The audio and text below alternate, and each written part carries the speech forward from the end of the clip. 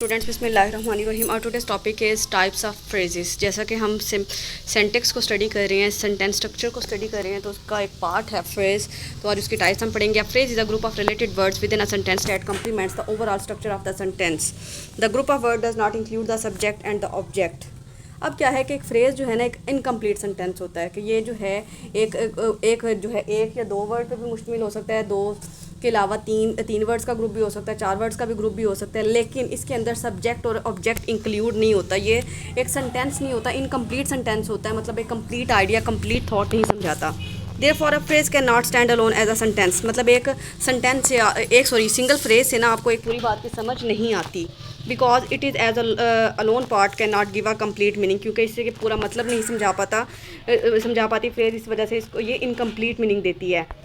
See the following example, आई सा a joker in the streets. अब ये जो हाईलाइटेड रेड में लिखा हुआ है ना, इन द स्ट्रीट है, एक कंप्लीट सेंटेंस तो नहीं है, लेकिन अगर इसके साथ आई सा अ जोकर लगाया है तो तब जाके हमें कंप्लीट सेंटेंस समझ आया है। इन द स्ट्रीट जो है ना, वो एक फ्रेज है। आगे देखिए, a phrase can act as a noun, an adjective, a preposition और an adverb within a sentence. अब एक फ्रेज जो है ना, वो डिफरेंट तरह से एक्ट कर सकती है। वो एक नाउन के तौर पे भी हो सकती है, एडजेक्टिव इसमें सिफ्त के तौर पे भी हो सकती है, प्रेपोजिशन के तौर पे भी हो सकती है और एडवर्ब के तौर पे भी हो सकती है। The function of a phrase depends upon its construction and place in the sentence. अब किसी भी फ्रेज़ का जो फंक्शन है ना, वो उस सेंटेंस में उसकी मुकाम पे जो है ना डिपेंड करता है कि वो किस जगह पे है और क्या रोल प्ले कर रही है। Based on its function in a sentence the phrases are divided into various types. अब इनके फंक्शंस की बुनियाद पे इनको डिफरेंट 9 ग्रुप्स में डिवाइड किया गया है, 8 ग्रुप्स में। फर्स्ट ऑफ ऑल है noun phrase, verb phrase, adjective phrase, ये आगे आई वी भी लगाना है आपने, adverb phrase, gerund phrase, infinitive phrase, prepositional phrase and absolute phrase. अब इनकी वन बाय वन हम डिटेल पढ़ेंगे। सबसे पहले बात करते हैं नाउन फ्रेज की। A phrase that acts as a noun in a sentence is called a noun phrase. कि एक सेंटेंस में जो फ्रेज एक नाउन के तौर पे काम करती है ना, वो नाउन फ्रेज कहलाती है। मतलब जो नाउन से स्टार्ट होती है, ये नाउन के बारे में बताती है। It consist of a noun and other related words, usually determiners and modifiers which modify the noun. मतलब यानी इसमें एक तो नाउन होता है, दूसरा उसके साथ जो हैं डिटरमाइनर्स या मॉडिफायर्स हो सकते हैं, यानी जो उसके बारे में बताते हैं, मतलब दिस, दैट, दोज, ये वाले वर्ड्स हो सकते हैं, या फिर ए एंड दी हो सकते हैं। The noun phrase comprises a noun as the head word and the other related words, the determiners and the modifier। मतलब उसका जो नाउन फ्रेज होती है ना, उसका हेड वर्ड जो है ना, वो नाउन होता है। मतलब नाउन फ्रेज के अंदर नाउन ज़रूर मौजूद होता है और बाकी जो वर्ड्स हैं ना, डिटरमाइनर्स और मॉडिफायर्स, वो ऑप्शनल होते हैं। मे कम बिफोर और आफ्टर द नाउन। अब डिटरमाइनर्स और ये जो मॉडिफायर्स है ना, ये जो है उसे जो हेड है, जो नाउन है, उससे पहले भी आ सकते हैं और बाद में भी आ सकते हैं। The entire phrase act as a noun in a sentence. अब ये पूरी जो फ्रेज होती है ना, इसके जो 3-4 वर्ड होते हैं ना, ये एक सिंगल सेंटेंस की तरह, एक सिंगल फ्रेज की तरह जो है ना एक्ट करते हैं। नाउन फ्रेज की किससे मिलके बनती है? Is equal noun plus modifier or determiner. Modifier or determiner. Modifier जो है उन वर्ड को कहते हैं जो किसी के बारे में इशारा करते हैं, मतलब दिस, डैट, दोज, ये वाले जो वर्ड्स होते हैं। और डिटरमाइनर्स जो है वो ए एंड दी वाले वर्ड्स को कहा जाता है।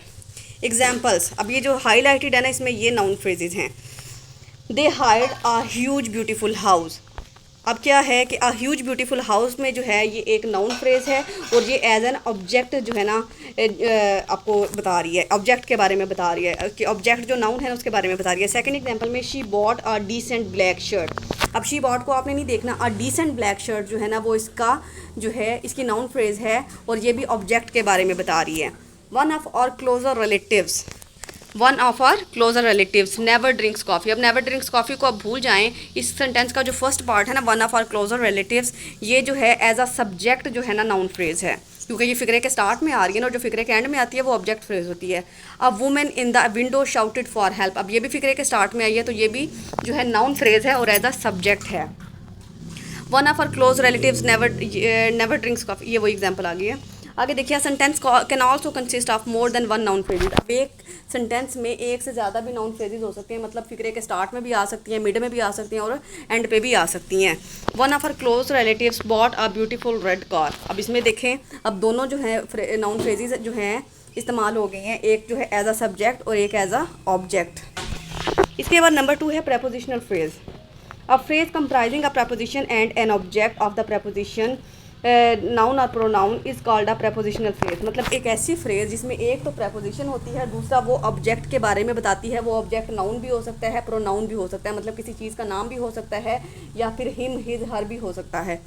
इसके बाद इट में ऑल्सो कंटेन अदर मॉडिफायर, जिसके साथ भी मॉडिफायर्स हो सकते हैं, मतलब ए एंड दी वगैरह का इस्तेमाल हो सकता है, या फिर डैट तो उसका भी इस्तेमाल हो सकता है। मतलब देखिए, near a wall, on a table, in the room, under a tree, at the door, etcetera. A prepositional phrase has a noun or pronoun which is called the object of the preposition। कि एक prepositional phrase जो होती है ना, उसमें एक noun या pronoun होता है जो कि preposition का object बताता है, हमें उसका मकसद बताता है।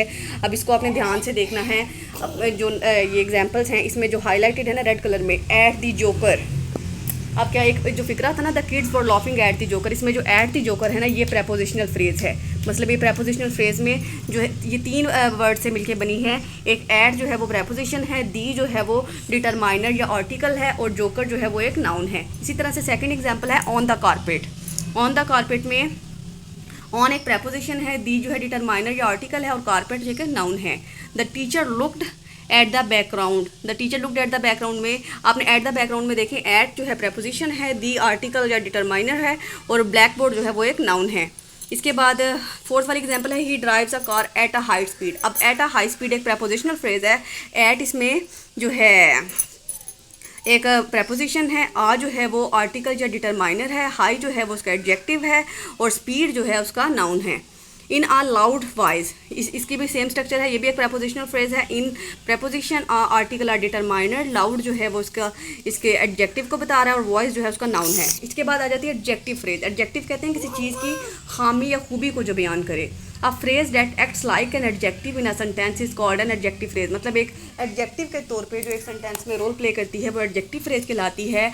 Like an adjective it modifies give more information about a noun और प्रोनाउन। तो एडजेक्टिव जो होता है ना, एक नाउन और प्रोनाउन के बारे में एक्स्ट्रा इन्फॉर्मेशन प्रोवाइड करता है, और जो एडजेक्टिव फ्रेज है उसका भी सेम यही मकसद है।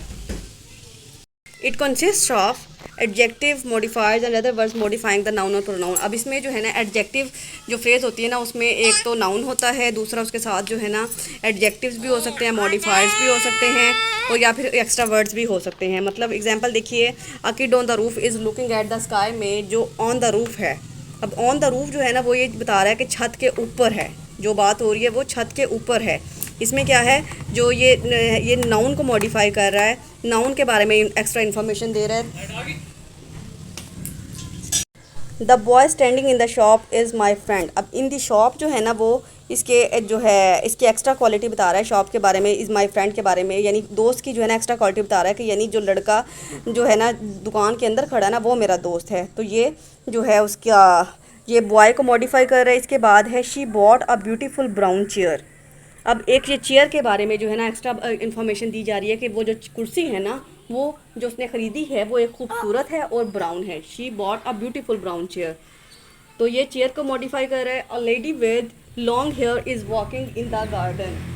A lady with long here is walking in the garden. अब यानी जिस लेडी की बात हो रही है ना उसके बारे में एक्स्ट्रा इन्फॉर्मेशन ये दी गई है कि वो विद लॉन्ग हेयर है, उसके बाल जो है वो लंबे हैं। जो बाग में चल रही है जो औरत, उसके बाल जो हैं वो लंबे हैं। तो ये लेडी की जो है ना मॉडिफाई कर रहा है। और she gave me a cup full of T. तो अब आपको ये बात तो समझ आ गई होगी कि ये जो एडजेक्टिव फ्रेज है वो टेंस के स्टार्ट में भी आ सकती है, एंड में भी आ सकती है, मिड में भी आ सकती है। She gave me a cup full of T. अब ये चाय को कप को जो है ना मॉडिफाई कर रहा है कि यानी जो कप है वो चाय से भरा हुआ है। A student from my college won the competition. From my college जो है, अब ये स्टूडेंट को मॉडिफाई कर रहा है कि जो लड़का जो है कंपटीशन जीता है वो मेरे कॉलेज का है। इसके बाद आ जाती है adverb phrase. A phrase that acts as an adverb in a sentence called an adverb phrase. कि एक ऐसी फ्रेज जो एक एडवर्ब के तौर पे बताती है, यानी एक एक्स्ट्रा मीनिंग देती है, वर्ब के बारे में एक्स्ट्रा इन्फॉर्मेशन प्रोवाइड करती है, वो एडवर्ब फ्रेज कहलाती है। Like an adverb it modifies gives more information about verb और other adverbs in the sentence. बिल्कुल जो है ना वो एडजेक्टिव वाला काम करती है। एडजेक्टिव जो है एक नाउन के बारे में एक्स्ट्रा इन्फॉर्मेशन देता है, और एडवर्ब जो है वर्ब के बारे में एक्स्ट्रा इन्फॉर्मेशन देता है। It contains an adverb and other words. इसमें नाउन भी हो सकता है, प्रेपोजिशन भी हो सकता है, मॉडिफायर भी हो सकता है, लेकिन जो है तो इसमें जो है वर्ब जो है ना कोई लाजमी होता है, विच मतलब एडवर्ब जो है ना उसमें कोई ना कोई लाजमी होता है, which as a whole acts as an adverb phrase. तो जब पूरी जिसमें एक एडवर्ब आ जाता है ना, वो जो 3 से 4 वर्ड्स का ग्रुप होता है ना, वो एडवर्ब फ्रेज कहलाती है। एग्जाम्पल देखिए, ही drives a car at a very high speed. At a very high speed जो है ना, वो ड्राइव को जो है मॉडिफाई कर रहा है कि ड्राइव जो है किस तरह से किया जा रहा है, कि मैनर ऑफ जो है ड्राइविंग क्या है, मैनर ऑफ ड्राइविंग क्या है। At a very high speed के जो ड्राइविंग है वो हाई स्पीड पे हो रही है। He was running very fast. अब रनिंग एक वर्ब है ना, अब रनिंग को वेरी फास्ट बता रहा है कि दौड़ा कैसे जा रहा है, तेज़ दौड़ा जा रहा है, स्लो दौड़ा जा रहा है या नॉर्मली दौड़ा जा रहा है। She always speak in a respectful way. अब स्पीक बोलना एक वर्ब है, अब इसके बाद लेकिन बोला कैसे जाता है, कि कैसे बोला जा रहा है, लड़की जो है वो कैसे बोल रही है, शी है ना, इन अ रिस्पेक्टफुल वे, कि वो एक अच्छे अंदाज में जो है ना बात कर रही है। तो स्पीक के बारे में जो है ना बताया जा रहा है कि कैसे बोल रहे हैं। इसके बाद दे वॉकड अलोंग द वॉल। अब वॉक में एक वर्ब है, मतलब चलना, वो चले लेकिन कहाँ चले, अलोंग द वॉल, दीवार के साथ साथ। She welcome the guest in a nice वे। अब वो गेस्ट को वेलकम किया गया है। अब गेस्ट को देखे कुछ लोगों को तो जो है ना कहते हैं ना वो अजाब आ जाता है कि ये मेहमान क्यों आ गए, लेकिन कुछ जो होते हैं बहुत खुश दिली से वेलकम करते हैं। तो वेलकम कैसे किया जा रहा है, अब ये वेलकम को मॉडिफाई कर रहा है इन अ नाइस वे, के अच्छे अंदाज में जो है ना मेहमानों को खुश आमदीद कहा गया है। He stayed at college for a few hours. ये अब कॉलेज में तो वो ठहरे हैं, लेकिन कितने अरसे के लिए या कितने टाइम के लिए, ये एडवर्ब ऑफ टाइम है। ऊपर जो हमने पढ़े हैं ना, ये एडवर्ब ऑफ मैनर था, in a nice way, in a respectful way, very fast, ये एडवर्ब ऑफ मैनर थे। अब जो टाइम को बताता है ना, वो एडवर्ब ऑफ टाइम है, मतलब ये स्टे बता रहा है कि कितने अरसे का स्टे है। The kid stayed beside her mother. The kid sat beside her mother. अब बच्चा जो सेट जो है ना वो वर्ब है, वर्ब की सेकंड फॉर्म है ना, बिसाइड हर मदर, कहाँ बैठा है, ये जो है ना बिसाइड हर मदर जो है ये एडवर्ब ऑफ प्लेस है, मतलब जगह को बता रहा है, लोकेशन को बता रहा है। दे वॉक्ड अलोंग द वॉल, ये वही वाली एग्जांपल आ गई है। इसके बाद आ जाते हैं वर्ब फ्रेज पे। अब verb phrase is a group of main verb and helping verb, या फिर इसमें ऑक्सिलरी वर्ब भी आ जा सकते हैं, जैसे कि जो कि हेल्पिंग वर्ब होते हैं ना हमारे, जो may, might, should, could, do, does, did, had, has, have, ये सारे जो है ना ये ऑक्सिलरी वर्ब कहलाते हैं विद इन अ सेंटेंस। अब वर्ब फ्रेज जो होगी ना, उसकी एक लाजमी बात यह है कि उसके अंदर जो है ना वर्ब लाजमी होगा। अब एग्जांपल देखिएगा, she is writing a letter, she is writing a letter. अब इसमें जो है ना इज़ जो है वो ऑक्सिलरी वर्ब है और राइटिंग जो है वो वर्ब है। अब he has pass the exam, has past में हैज़ जो है ऑक्सिलरी वर्ब है और पास जो है वो वर्ब है। The students must reach on time for the lecture. अब मस्ट जो है वो ऑक्सिलरी वर्ब है और रीच जो है वो वर्ब है। They have been playing football since morning. अब हैव बीन जो है वो ऑक्सिलरी वर्ब है और प्लेइंग जो है वो वर्ब है। No general. इसके बाद he is waiting for his friend, is जो है वो ऑक्सिलरी वर्ब है और वेटिंग जो है वर्ब है। तो ये यानी इस तरह के वर्ड्स है ना, अब ये देखें 5 एग्जांपल्स में, मतलब सिंगल वर्ब नहीं था लेकिन ग्रुप ऑफ वर्ब है ना, मतलब हर एक में 2 या 3 जो है ना वर्ड्स ने मिला के जो है ना वर्ब फ्रेज बनाई है। अब इन्फिनेटिव फ्रेज, इन्फिनेटिव फ्रेज क्या है? An infinitive phrase contains an infinitive to first form of verb. मतलब इन्फिनेटिव फ्रेज जो है ऐसी फ्रेज को कहा जाता है जिसमें एक तो टू आता है और दूसरा फर्स्ट फॉर्म ऑफ वर्ब आती है। मतलब यानी सपोज वो फ़िक्रे जो कि हमें मजबूरी में कोई काम करना पड़ता है ना, या फिर हम कोई काम आदत यानी अपनी आदत बता रहे होते हैं, अपनी चॉइस बता रहे होते हैं, तो उसमें भी जो है ना वो टू आ जाता है। तो इस तरह के यानी फ़िक्रे जब जिसमें टू के साथ जो है फर्स्ट फॉर्म आए ना, आपने जो है समझ जाना है कि ये इन्फिनेटिव फ्रेज़ है। एंड मॉडिफायर्स, इसके साथ साथ जो है ना उसमें मॉडिफायर भी हो सकते हैं और other related words link to infinitive, तो या फिर उसके साथ इसके अलावा भी वर्ड्स हो सकते हैं। मतलब यानी उसमें एक तो टू होगा, एक फर्स्ट फॉर्म ऑफ वर्ब होगी, इसके अलावा उसके साथ मॉडिफाइड, डिटर्मिनेंट्स, इस तरह के वर्ड्स भी आ सकते हैं। An infinitive phrase act as a noun, infinitive phrase जो होती है ना एक नाउन की तरह जो है ना बिहेव करती है, एन एडजेक्टिव की तरह और एडवर्ब इन अ सेंटेंस, या फिर एडजेक्टिव की तरह या फिर एडवर्ब की तरह। एग्जांपल देखिएगा, I like to drive a car. अब टू और ड्राइव को देख के पता चल गया कि टू भी आ गया और ड्राइव फर्स्ट फॉर्म भी आ गया, तो इसका मतलब है ये एक जो है इन्फिनेटिव फ्रेज है। तो इसमें क्या है कि ये I like to drive a car, अब ये एक एज अ नाउन आई है, I like to drive a car as a noun यहाँ पे आ रहा है। To get success in the exam is the ambition of every student. अब यहाँ पे देखिए टू भी आ गया और गेट भी आ गया और इसके साथ जो है ना कुछ एक्स्ट्रा वर्ड भी आ गए, सक्सेस इन द एग्ज़ाम्स। तो ये जो है टू और गेट के साथ जो है ये एक इन्फिनेटिव फ्रेज बन गई है, to get success in the exam. और इसके बाद जो है ना ये भी एक नाउन वाली फ्रेज है, क्योंकि इसमें एज अ सक्सेस जो है ना एक नाउन है ना, the government made a plan to help the poor. अब क्या है कि गवर्नमेंट ने एक गरीबों की मदद करने का मंसूबा बनाया है। टू और हेल्प ने हमें बता दिया कि ये इन्फिनेटिव फ्रेज है। द पुअर, अब इसमें क्या है कि जो एडजेक्टिव है ना मॉडिफाइंग नाउन प्लान को, ये प्लान के बारे में बता रहा है कि अगला गवर्नमेंट का प्लान क्या है। She sang a song to please the audience, उसने जो है ना ऑडियंस को खुश करने के लिए गाना गाया। अब प्लीज़ द ऑडियंस जो है ना, अब इसमें देखिए इसमें टू वो वाली शर्त तो हमारी नहीं आई कि टू हेल्प यानी टू के बाद वर्ब की फर्स्ट फॉर्म, लेकिन क्या है कि उसने उसका मकसद बताया है कि यानी इस वर्ब का जो है गाना गाने का मकसद क्या था, या गाना क्यों गाया गया है, टू प्लीज़ द ऑडियंस। इसके बाद the joker dance to entertain, तो ऊपर वाले में भी ये था कि टू प्लीज़ है ना, अब टू के बाद प्लीज़ आ गया तो ये जो है इन्फिनेटिव फ्रेज बन गई। और इसमें भी ऐसे ही है टू इंटरटेन द पीपल, कि जोकर ने डांस क्यों किया, लोगों को इंटरटेन करने के लिए। तो यहाँ पे भी जो है ना एज अ नाउन ये बिहेव कर रही है। और देखिएगा जीरंड फ्रेज, अब जीरंड फ्रेज का जो लिंक होता है ना वो होता है आईएनजी वाले वर्ड के साथ। हम जो वर्ब की फर्स्ट फॉर्म के साथ आईएनजी लगा देते हैं ना वो जीरंड बन जाती है। A gerund phrase is a group of gerund verb plus ING, मतलब जब वर्ब के साथ आईएनजी लगा दिया जाता है तो वो जीरंड बन जाती है। Modifiers and other related words link to the gerund, लेकिन उसके साथ जो है ना मॉडिफाई या फिर कुछ और वर्ड्स जो है ना वो इस फ्रेज में ऐड हो सकते हैं, और जो जिसमें आईएनजी वाला वर्ड आ जाए तो वो जीरंड फ्रेज कहलाती है। Gerund phrase functions as a noun in the sentence, और जीरंड फ्रेज जो होती है ना वो हमेशा एक नाउन के तौर पे जो है ना वो बिहेव करती है सेंटेंस में। For example I enjoy listening, listening सुनना, to the music, I enjoy listening to the music. अब क्या है कि ये एज अ नाउन भी है और ऑब्जेक्ट भी है, मतलब लिसनिंग जो है ना वो नाउन है और टू द म्यूज़िक जो है ऑब्जेक्ट है कि क्या सुनना है। He started writing the report, उसने रिपोर्ट लिखना शुरू की। तो इसमें भी ऐसे है राइटिंग जो है एज अ नाउन बिहेव कर रहा है और रिपोर्ट जो है एज ऑब्जेक्ट बिहेव कर रहा है। Sitting in the sun helps the body absorb vitamin D, सूरज के जो है ना वो साए में बैठना या धूप में बैठना जो है जिस्म को विटामिन डी देता है। The crying of the baby disturbed him, बच्चे के रोने ने उसको डिस्टर्ब कर दिया। तो इसमें जो है ये एज अ नाउन, और क्योंकि स्टार्ट में आ गया ना तो इसलिए एज अ सब्जेक्ट जो है वो बिहेव करिए। सिटिंग इन द सन में भी जो है ना एज अ सब्जेक्ट बिहेव करिए क्योंकि ये फिक्रे के स्टार्ट में आ गई थी, लेकिन बाकी तो ऊपर जो हमने एग्जांपल देखे हैं उनमें ये एंड पे है, तो एंड पे हमें पता है कि हमारा एंड पे ऑब्जेक्ट आता है। इसके बाद है participle phrase. A participle phrase is a group of present participle verb plus ING और पास्ट पार्टिसिपल। अब जो पार्टिसिपल होते हैं ना वो हमारे फॉर्म्स ऑफ वर्ब अगर आपने पढ़ी होंगी तो उसमें या तो वर्ब की फर्स्ट फॉर्म के साथ आईएनजी आते हैं या फिर वर्ब की फर्स्ट जो है ना सेकंड फॉर्म आती है, मतलब या तो जो है ईटिंग आएगा या फिर एट आएगा या फिर जो है ना वॉकिंग आएगा या वॉक्ड आएगा।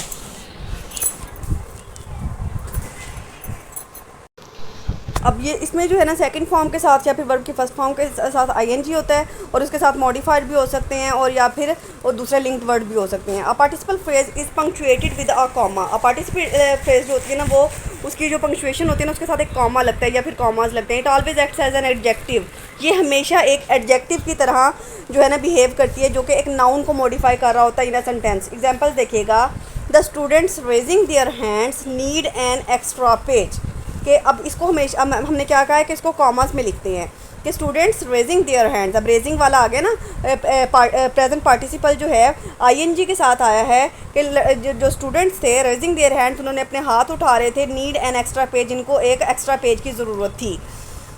इसी तरह से शी गॉट अ मेल, अब फिर कॉमा लगा दिया उन्होंने, स्टेटिंग अबाउट हर एग्ज़ाम, उसने एक मेल जो है ना उसको मिली या वसूल हुई जो कि उसके एग्ज़ाम्स के बारे में थी। ये नाउन मेल को जो है मॉडिफाई कर रहा है और ऊपर वाला जो था नाउन स्टूडेंट्स को मॉडिफाई कर रहा था। अब इसी तरह से the chair made of plastic, अब ये चेयर को मॉडिफाई कर रहा है, मेड ऑफ प्लास्टिक, कुर्सी किसकी बनी है, प्लास्टिक की बनी है और इसको हमने कॉमर्स में लिखा है। लुक्स वेरी ब्यूटीफुल, बहुत खूबसूरत लगती है। अब लास्ट है हमारा absolute phrase. An absolute phrase is also called और नॉमिनेटिव फ्रेज, इसको नॉमिनेटिव फ्रेज भी कहते हैं। It consist of a noun और pronoun and a participle and linked modifier. अब इसके अंदर जो है ना एक नाउन होता है या प्रोनाउन होता है और एक पार्टिसिपल होता है और एक लिंक्ड मॉडिफायर होता है। It modifies add information to the sentence, ये किसी सेंटेंस में एक्स्ट्रा इन्फॉर्मेशन को ऐड करने के लिए इस्तेमाल होता है। It looks like a clause, ये बिल्कुल एक क्लॉज जैसा लगता है, but lakhs a true finite verb, लेकिन इसके अंदर वर्ब जो है वो प्रेजेंट नहीं होता। It is separated by a comma in the sentence, इसको हम जो है इसको भी कॉमा के ज़रिए जो है ना सेपरेट करके एक सेंटेंस में हम लिखते हैं। For example, she is looking very much happy, her face expressing a shine of happiness, कि अब क्या है कि हमारी ये सेंटेंस इतना भी अगर हम लिखते हैं ना, she is looking very much happy, तो भी समझ आ जाती है कि किसी की लड़की के बारे में बात हो रही है जो कि बहुत ज़्यादा खुश है। लेकिन उसके बारे में डिटेल बताई गई है कि हर face expressing a shine of happiness, कि उसका जो चेहरा है ना उससे खुशी झलक रही है या चमक रही है उसकी आंखों में। शी, अब फिर दरमियान में कॉमर्स आ गए हैं। Having books in her hand was going to college, वो जो यानी अभी शी को मॉडिफाई कर रहा है कि उसने जो थी, उसने लड़की ने किताबें हाथ में पकड़ी हुई थी और कॉलेज जा रही थी। द रेसलर, पहलवान, having anger in his eyes, उसकी आंखों में गुस्सा था। Looked at the opponent wrestler, जब उसने मुखालिफ रेसलर को, मुखालिफ पहलवान को देखा तो उस रेसलर की आंख में गुस्सा था। तो इसको भी हमने कॉमर्स में लिख के जो है सेपरेट कर दिया। ये थी हमारी फ्रेजेस की टाइप्स। उम्मीद है कि आपको बहुत अच्छे से समझ आ गई होगी। But if you find any confusion और any ambiguity, feel free to ask me. अल्लाह हाफिज़, टेक केयर।